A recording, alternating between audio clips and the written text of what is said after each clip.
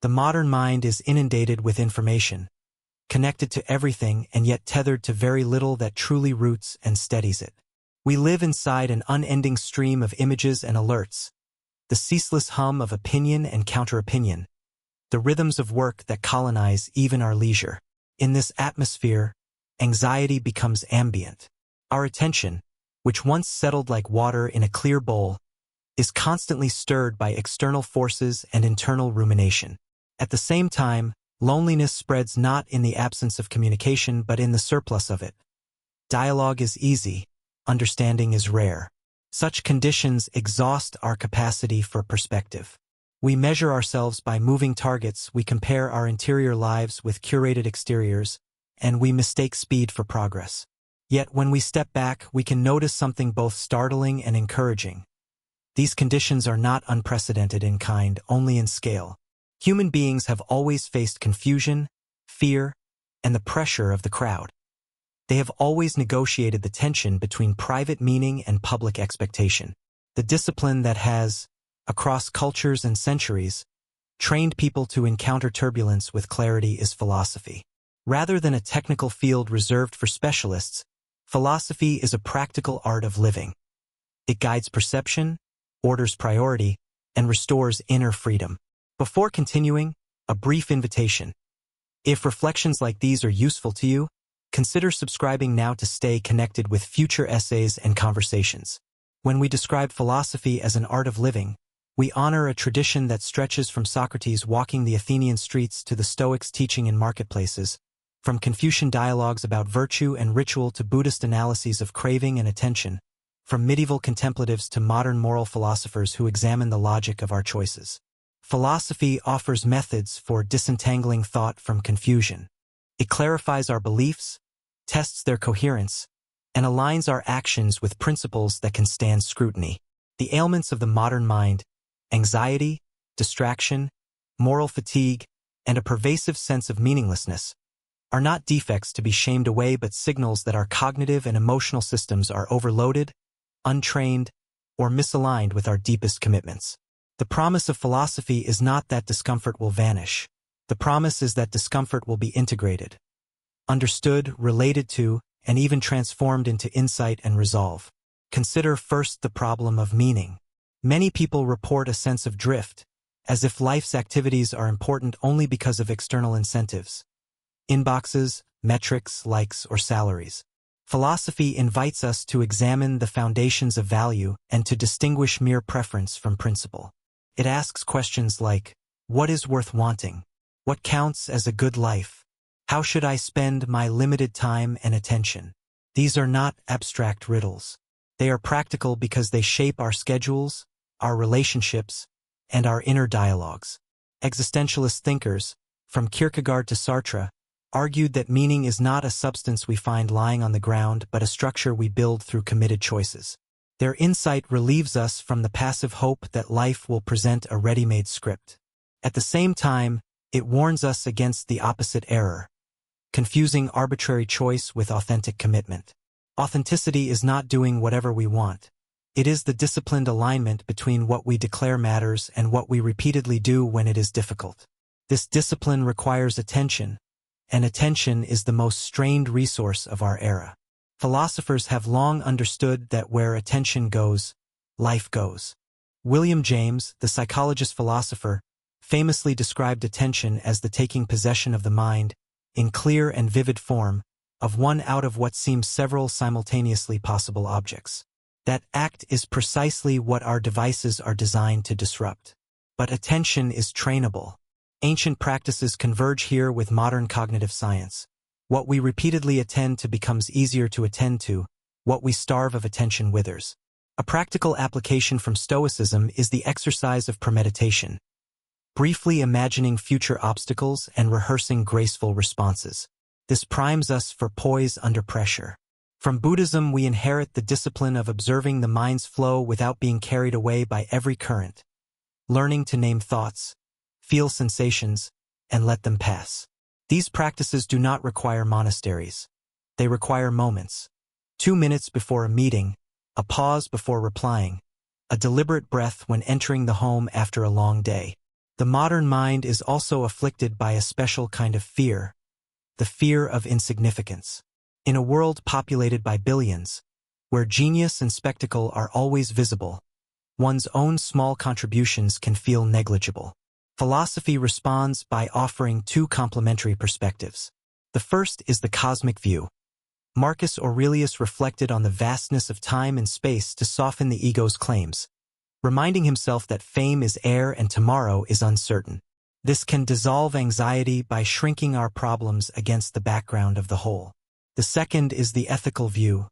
While the cosmos is indifferent, persons are not.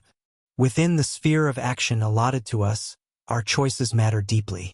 The kindness we extend, the integrity we maintain, the promises we keep, these do not require universal recognition to be meaningful. The philosopher Iris Murdoch described moral attention as a patient, loving gaze that sees others clearly and thus acts well. When the modern mind embraces this, it learns to measure a life not by applause but by the quality of presence and conscience. Clarity, however, is not only a matter of perception. It is also a matter of language. Much suffering is generated by vague or contradictory terms we apply to ourselves. Success, balance, productivity, self-care. Philosophy teaches definition. It urges us to specify the goods we pursue. Is success the development of character, the nurture of relationships, the exercise of a craft, the pursuit of justice? Or is it an amalgam of social signals that we have never scrutinized? By defining terms, we reduce chains of confusion. If productivity is merely output per unit time, we risk optimizing for the wrong output. If productivity is measured by the value created for others and ourselves over a season of life, then rest, study, and silence become productive acts. Defining terms clears fog. It also supports the courage to make decisions that differ from norms. Many people remain stuck because they feel disloyal when their chosen definitions diverge from those of friends, family, or institutions.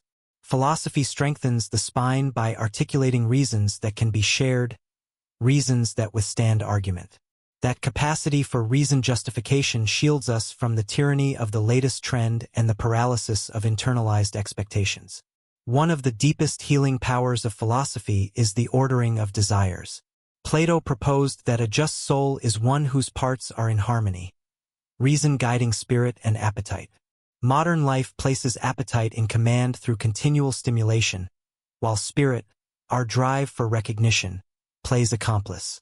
Reason, meanwhile, is conscripted to rationalize. The remedy is not Puritanism but proportion. To restore proportion, we can ask, which desires grow with feeding and which diminish? Some desires, like novelty for its own sake, escalate. Their satisfaction leaves us more hungry. Others, like understanding, generosity, or skill, deepen with engagement. They satisfy by expanding our capacity. A life guided by escalating desires will spiral into restlessness. A life guided by deepening desires will stabilize into gratitude and mastery. This distinction can become a daily instrument.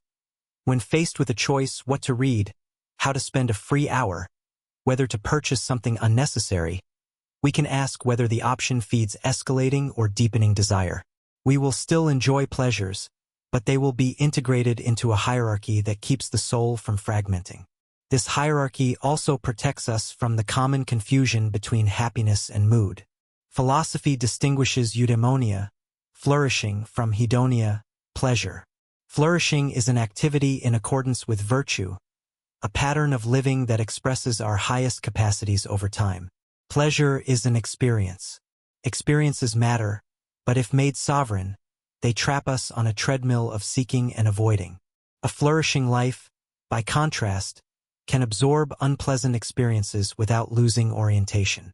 Consider the craftsman who endures frustration while mastering a technique, the parent who sacrifices sleep for a child, the activist who accepts risk for justice. These are not merely tolerable hardships. They are the very texture of a meaningful life. The modern mind often mistakes fluctuations in mood for failures in life design. Philosophy recalibrates the measure. Ask not, am I feeling good right now?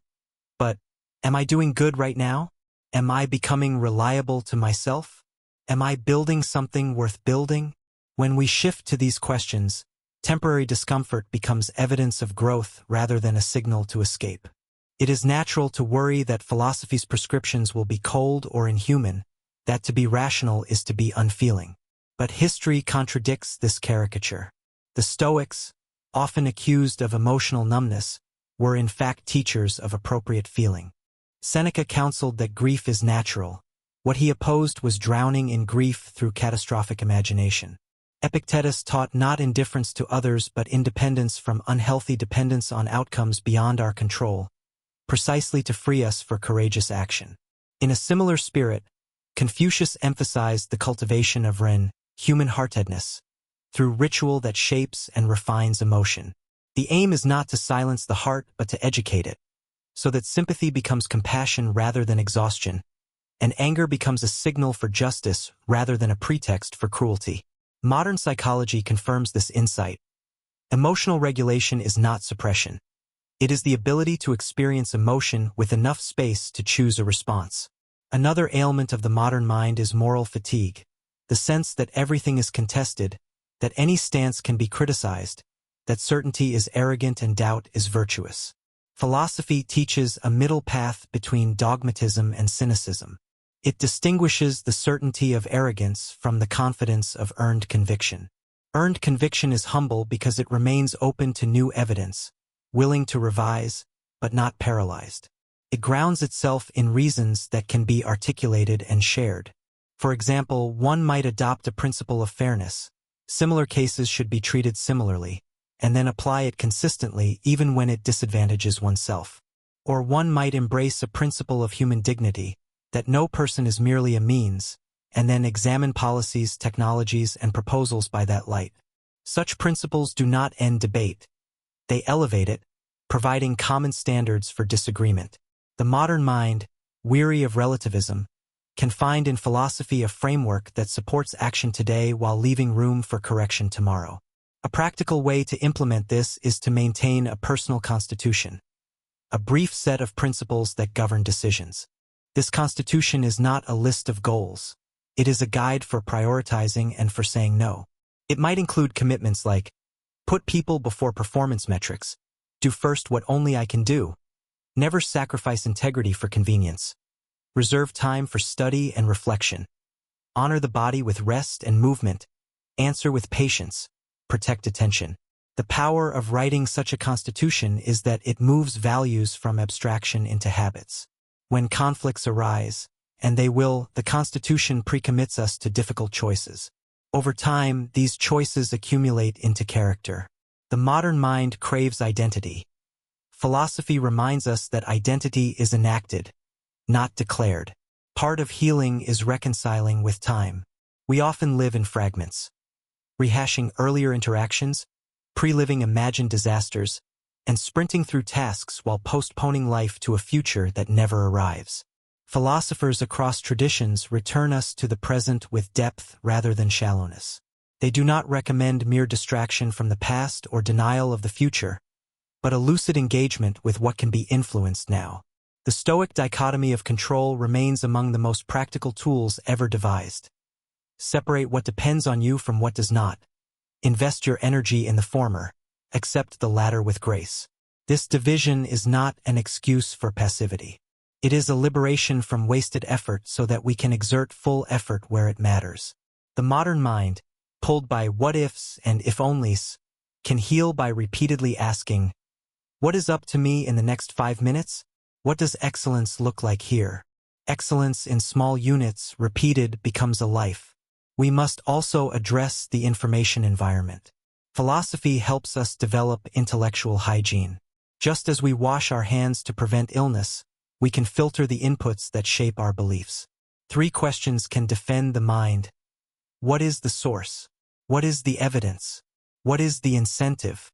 When reading an article or absorbing a claim, identify the author's expertise and possible conflicts of interest. Examine the data.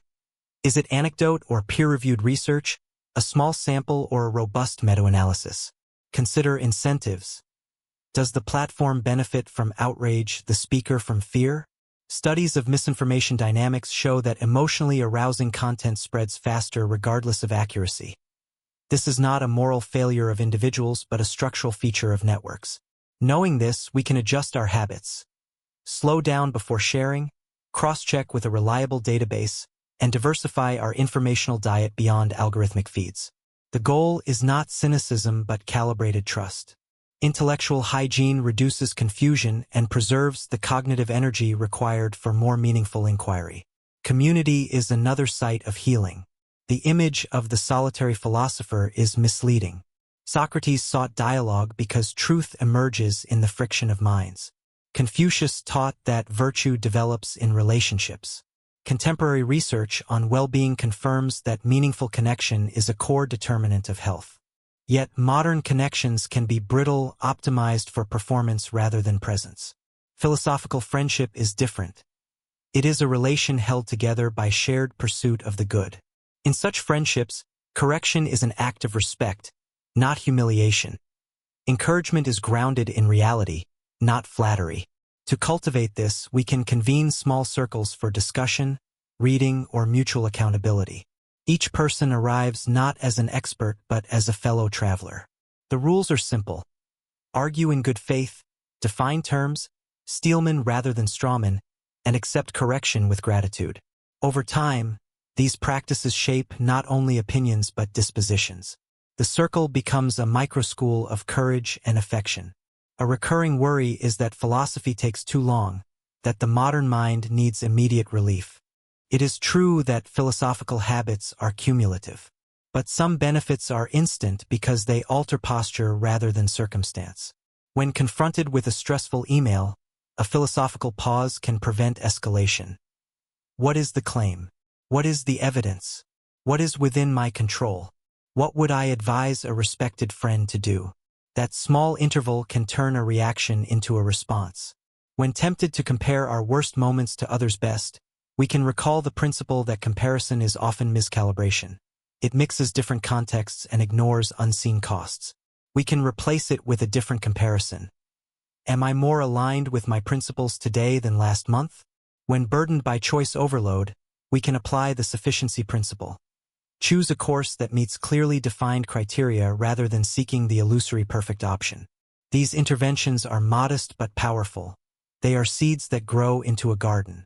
We often assume that healing the mind is an individual project, but philosophy also repairs the public realm. The shared space has become fragile, prone to outrage cycles and performative discourse. Philosophical virtues, charity, clarity, courage, can rebuild it. Charity interprets the other's argument in its strongest form before criticizing. Clarity articulates positions in terms that opponents would recognize. Courage speaks unpopular truths without contempt. When citizens practice these, public conversation changes. Differences remain, but they become the source of mutual education rather than mutual negation.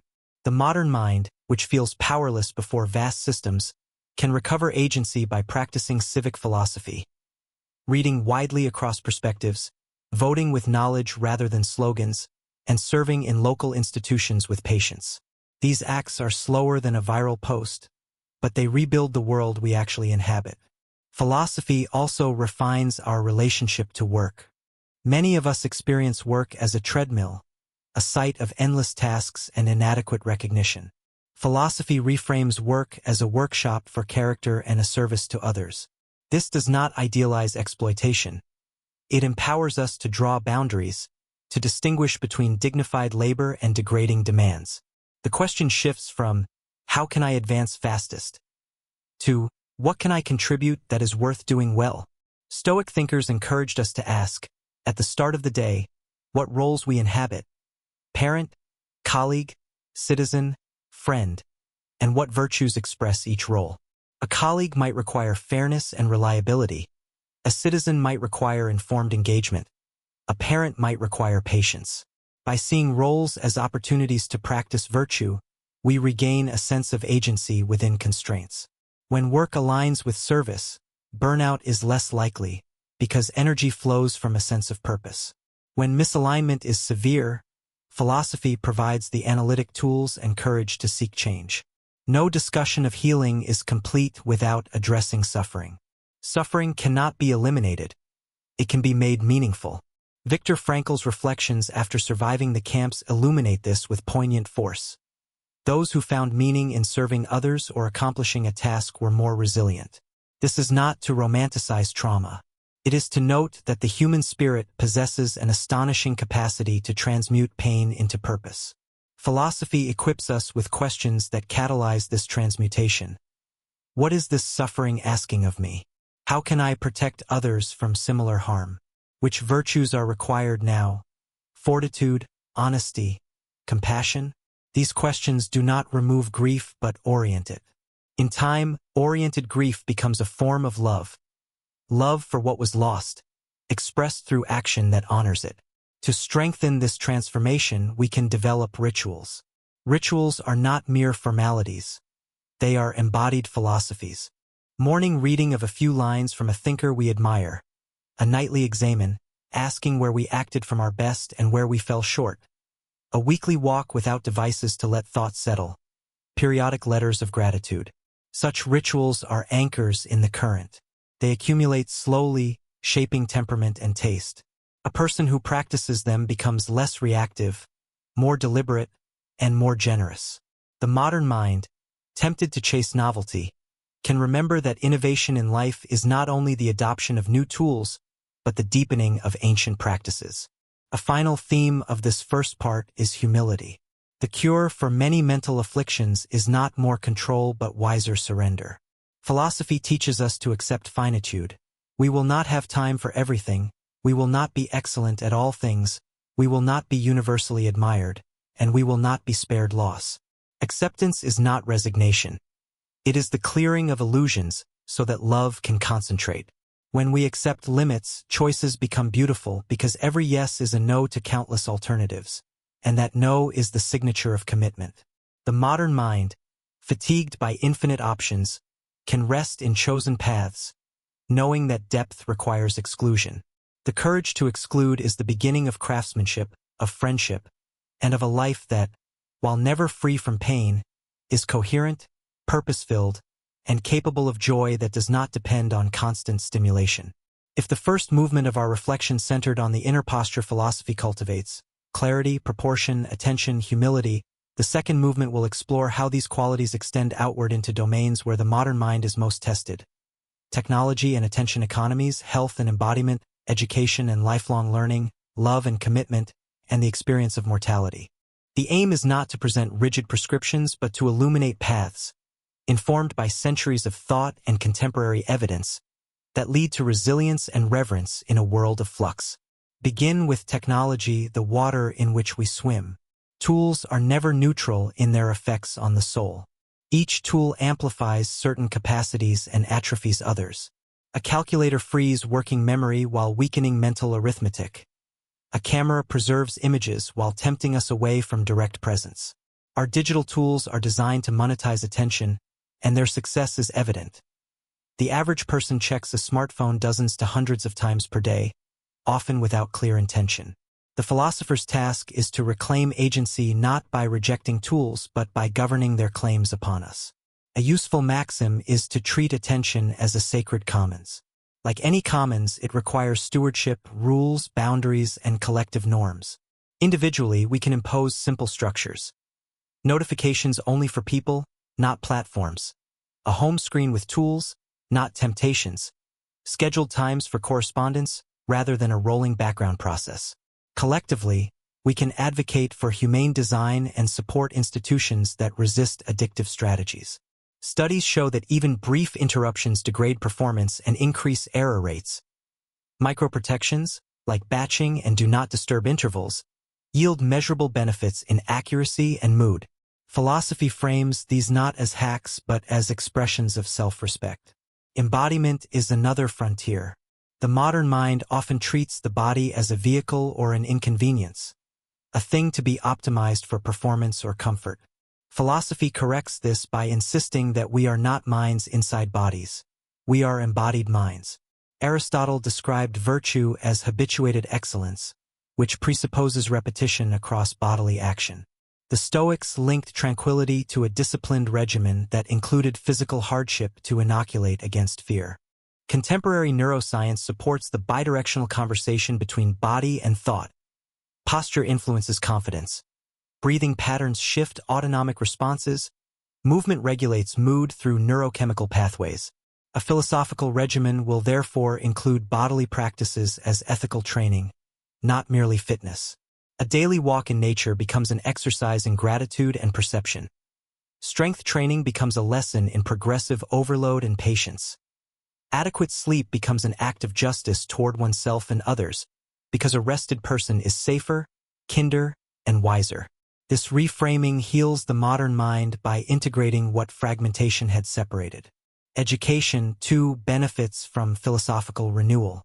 The aim of education is not primarily to transfer information, but to cultivate discernment, curiosity, and the capacity for sustained thought. In a world where information is abundant, discernment is scarce. Socrates' method remains timely. Ask questions that expose assumptions, test claims through examples and counterexamples, and acknowledge ignorance as the beginning of inquiry. A practical approach for the modern learner is the habit of building mental models, coherent frameworks that explain phenomena. When we study a topic, we ask, what are its first principles? What variables shape outcomes? How do changes propagate through the system? This approach reduces overwhelm because it organizes knowledge around structure rather than surface detail. Research on retrieval practice and spaced repetition confirms that recall, not re-exposure, consolidates learning. Thus, we extract key ideas in our own words, test ourselves, and revisit content at widening intervals. Philosophy encourages this not as a productivity trick but as a respect for truth. To know something is to be able to explain it and to act upon it. Love and commitment present another domain where philosophy can cure confusion. The modern mind often oscillates between the idealization of romance and the commodification of partners. We are tempted to seek constant novelty or to demand from one person the satisfaction of every need. Philosophy offers a more sober and elevated view. For Plato, love is the ascent from attraction to the love of the good, in which two people commit to the mutual formation of character. For Confucius, love is enacted in ritual, small, repeated gestures of care that sustain harmony. For contemporary thinkers, love is a practice, a set of actions that create a climate in which trust can grow. Practically, this means we prioritize reliability over intensity, we communicate expectations explicitly, we apologize without qualification, and we make decisions with the long horizon in view. Research supports these practices. Couples who maintain a ratio of positive to negative interactions skewed toward the positive, who repair conflicts quickly, and who share purpose report higher satisfaction. Philosophy deepens this research by clarifying why. Love is a shared promise to seek the good of the other and the good of the relationship itself, even when personal comfort is taxed. Under this view, commitment limits freedom in order to enable a higher freedom, the freedom to build something that only time makes possible. In professional and civic life, courage is often misunderstood as dramatic heroism. Philosophy rescues the quieter forms of courage. The persistence of a nurse through weary shifts, the honesty of an engineer who raises safety concerns, the steadiness of a teacher who shows up for difficult students. Aristotle defined courage as the mean between rashness and cowardice, guided by right reason. The modern translation is situational wisdom, knowing when to speak, how, and to whom with an eye toward actual improvement rather than mere expression. This discipline prevents two extremes: paralysis born of fear and performative outrage that produces heat without light. We can cultivate this courage by rehearsing difficult conversations, seeking counsel from those who have suffered for truth, and remembering that short-term discomfort is often the price of long-term integrity. Organizations can nurture such courage by protecting dissent, celebrating principled stands, and training leaders to value truth over loyalty to their egos. The healing power of philosophy shines particularly in our confrontation with mortality. Death is our most universal teacher, and yet modern culture often hides it behind euphemism and denial. Philosophers invite us to look directly. The Stoic memento mori, remember death, does not depress the soul. It sharpens it.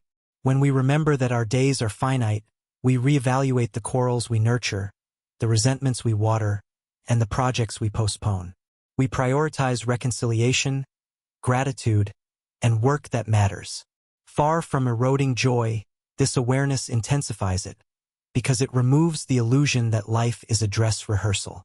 Existentialist writers emphasize that acknowledging death gives urgency to choice.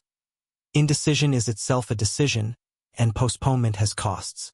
Religious philosophies add hope that love and justice transcend decay. Wherever we stand, honest engagement with mortality makes us kinder and more courageous. It also aligns with empirical findings. People who engage in mortality salience exercises often report increased appreciation and a shift toward intrinsic goals. Gratitude deserves specific attention. While it is fashionable to treat gratitude as a lightweight practice, philosophy reveals its ethical depth. Gratitude is the recognition of unearned goods and the decision to respond with generosity.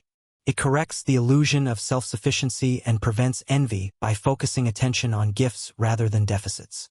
In Stoic terms, it is a selection of perspective. In Aristotelian terms, it is a disposition.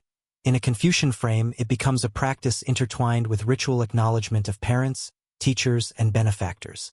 Research documents that gratitude journaling, letters of thanks, and verbal expressions correlate with improved well-being and prosocial behavior. The philosophical layer adds that gratitude obliges. To receive well is to participate in the chain of giving. Thus, gratitude extends beyond private feeling to public good. Another curative is the cultivation of taste. Taste is often dismissed as subjective, but in philosophy it can be educated and elevated. Exposure to great works, literature, music, art, refines perception, enlarges sympathy, and stabilizes the mind against the trivial. When we spend time with a Bach cello suite or a poem by Rilke, we slow down to the pace of depth. Our nervous system entrains to complexity and order. This is not an elitist hobby. It is hygiene for the soul. Children who grow up with stories that honor courage and kindness internalize those scripts. Adults who choose media that dignify the human condition rather than degrade it guard their inner climate. Taste, like any virtue, is formed gradually by choices. The modern mind, saturated with loudness, can heal by seeking quiet excellence. Silence itself is a teacher. We fear silence because it exposes the rumble of our inner life. Yet only in silence can we hear the deeper patterns of our thought and the subtle movements of conscience. Philosophers have always valued solitude. Montaigne retreated to his tower not to escape the world but to encounter himself. The desert fathers withdrew to listen. Silence is not the enemy of community. It is its precondition. People who can be alone without panic bring presence rather than demands to relationships. Practically, this means scheduling true silence. No inputs, no tasks, just being. At first, restlessness will surge. This is detox. With time, silence becomes a well from which creativity and calm emerge. Questions are essential instruments. The quality of our life depends in part on the quality of our questions. Philosophy trains us to ask the kinds of questions that open space rather than close it. Instead of "Why is this happening to me?" we can ask, "What is this for? What am I called to learn or to give here?" Instead of "What will people think?" we can ask, "What will I think of this choice 5 years from now?" Instead of "How can I avoid failure?" we can ask, "What would I attempt if I knew I could recover from failure?" These reframings are not tricks. They are ways of steering attention toward agency and growth. Cognitive behavioral therapy, a descendant of Stoic insight, uses similar techniques to challenge distorted thoughts and replace them with accurate, helpful ones. The border between philosophy and therapy is porous because both aim at a clearer view that leads to better living. We should confront the objection that philosophy is a luxury for the comfortable. History argues otherwise. Enslaved people, prisoners, dissidents, and refugees have used philosophy as a lifeline. Epictetus was born into slavery. Boethius wrote from prison. Nelson Mandela studied ethics during long confinement. Philosophy's power lies precisely in its portability. It can be practiced under any condition because it concerns the governance of one's inner life, which remains, in the last analysis, one's own. This universality does not absolve society of the obligation to remove unjust burdens. Rather, It equips individuals and communities to resist dehumanization while they work for change. When philosophy meets activism, it tempers zeal with wisdom and sustains effort through fatigue. Habits consolidate all of the above into daily life. A template for a philosophically informed day might look like this. Begin with a brief reading from a text that centers your guiding virtues. Write a sentence naming your roles and one concrete act that would honor each. Review your personal constitution. Identify the one difficult task that, if completed, would reduce tomorrow's anxiety. Schedule blocks for focused work and for restoration. Move your body. Carve out a window for undistracted conversation with someone you love. End with a reflection on what went well, what needs attention, and what you will carry forward. This structure is not rigid. It is scaffolding. Over time, you will modify it to fit your peculiarities and circumstances. The principle is continuity.